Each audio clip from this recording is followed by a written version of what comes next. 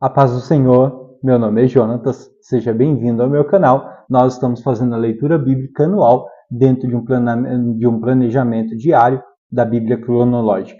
Hoje, episódio de número 30, nós estamos abrindo o livro de Êxodo com a transição da época de José para a época da escravidão, nascimento de Moisés e, inclusive, a saída de Moisés do Egito fugitivo para a terra de Midian.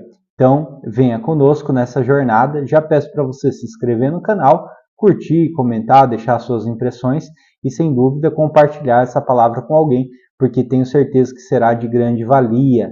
Né? Essa jornada tem sido edificante e muito gratificante para nós, e eu tenho certeza que o Senhor irá nos abençoar.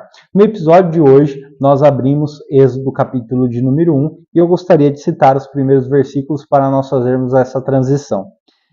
São estes os nomes dos filhos de Israel que entraram com Jacó no Egito, cada um com a sua família. E ali vai citar todos os filhos de Jacó, a partir do versículo 6, como o tempo morreram José, todos seus irmãos e toda aquela geração. Mas os filhos de Israel foram fecundos, aumentaram muito, se multiplicaram e tornaram extremamente fortes, de maneira que a terra se encheu deles.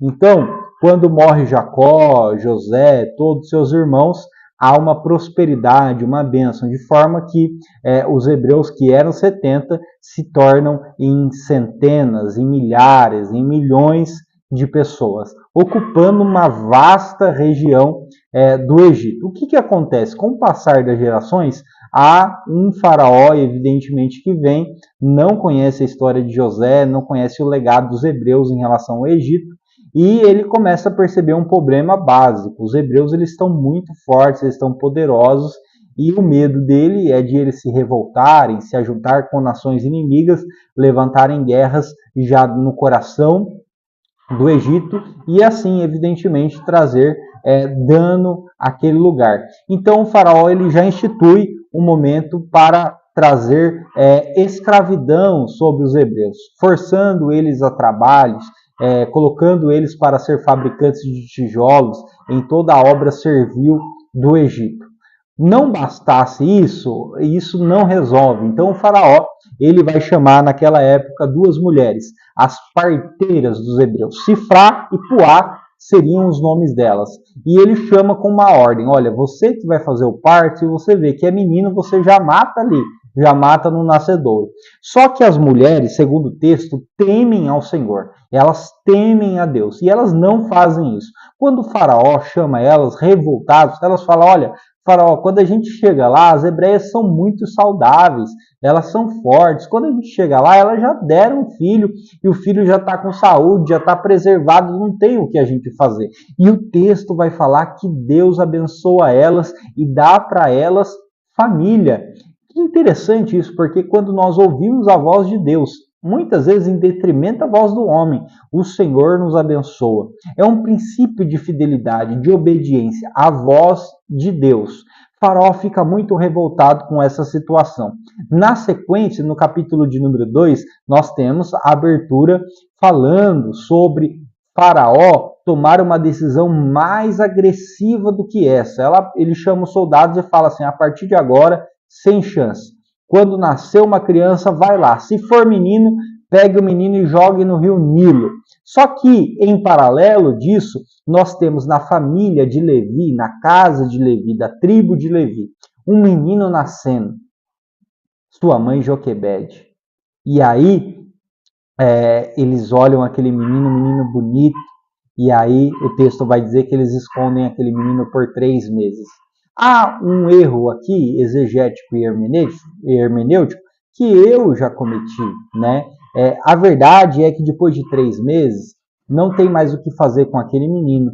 E eles pegam aquele menino, colocam numa cesta, betumam, né? Lacram aquela cesta e não colocam o menino no rio Nilo. Eles colocam o menino perto de juncos, segundo o texto, em juncos que ficam à margem do rio Nilo, né?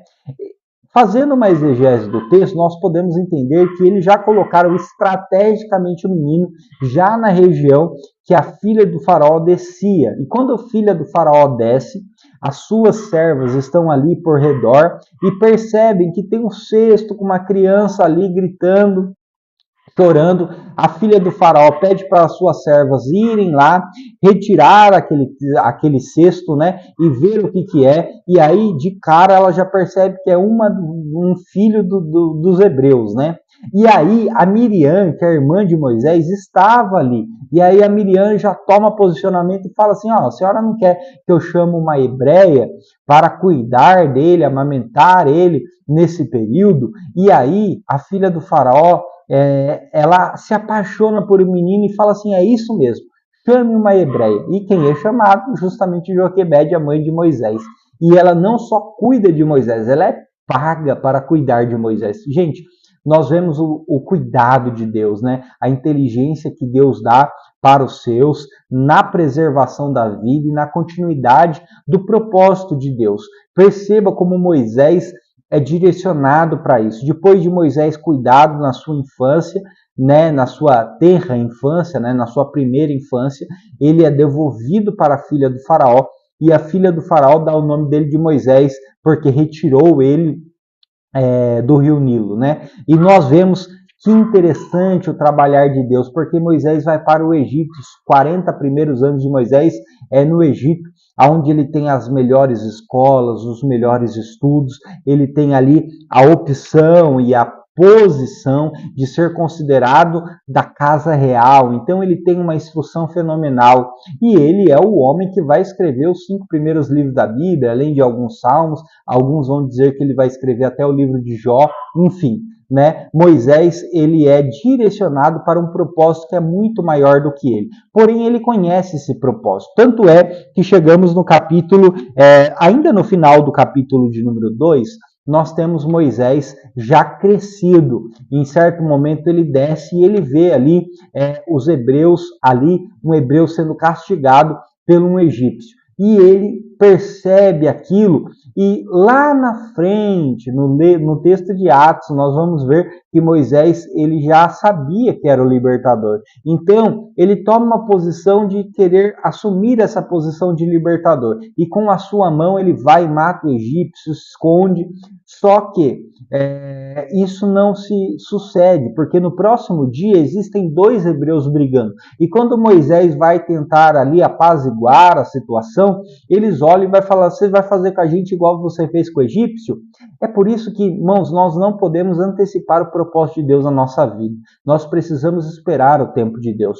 E aí Moisés ele já fica muito acuado, porque se o próprio povo dele está com medo dele, quanto mais o que vai acontecer. E não dá outra. O faraó descobre e manda matar Moisés, mas Moisés foge.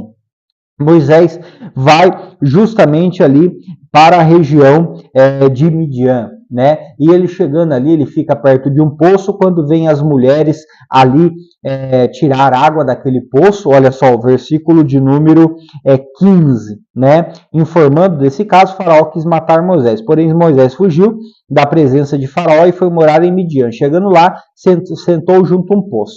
Nesse momento, vem algumas mulheres pastoras, né? E os homens que estavam ali querem impedir ela de dar água ali para o seu animal. Moisés defende elas voltam para a casa do seu pai, né? Que a gente vai conhecer justamente como o Jetro ou o Reuel, né? Em alguma versão.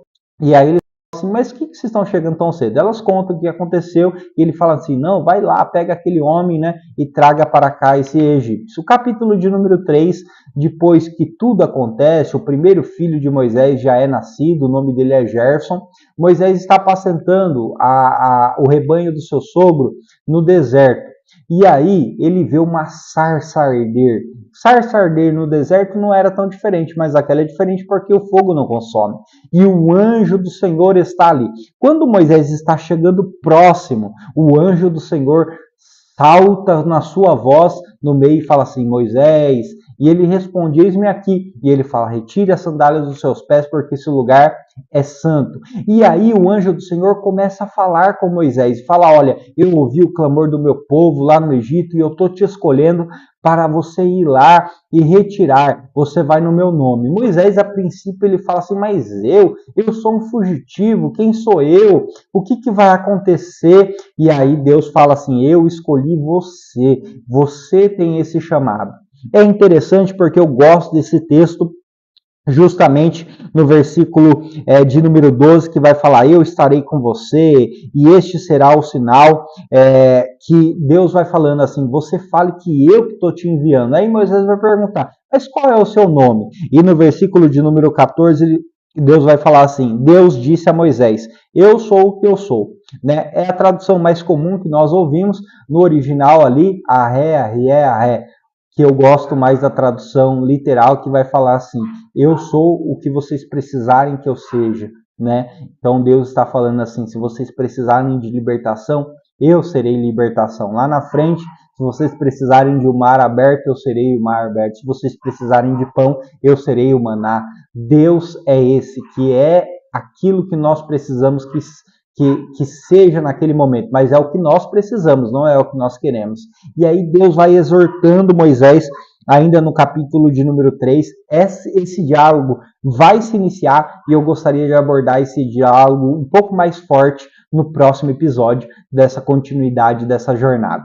Deixa eu te abençoar, mas eu peço para você, continue conosco. Gente, o livro de Êxodo é um dos livros mais emocionantes da Bíblia. Nós vamos ver a libertação do povo e vai ser tremendo. Se inscreve no canal, curte, comente, compartilhe com alguém, vai ser benção. Deixa eu te abençoar, que o Senhor Deus Pai te proteja e guarde aonde pisares a planta do vosso pé. Não somente a ti, mas aos teus, que o Senhor te dê saúde, brinde a tua saúde e te dê prosperidade. Deus te abençoe.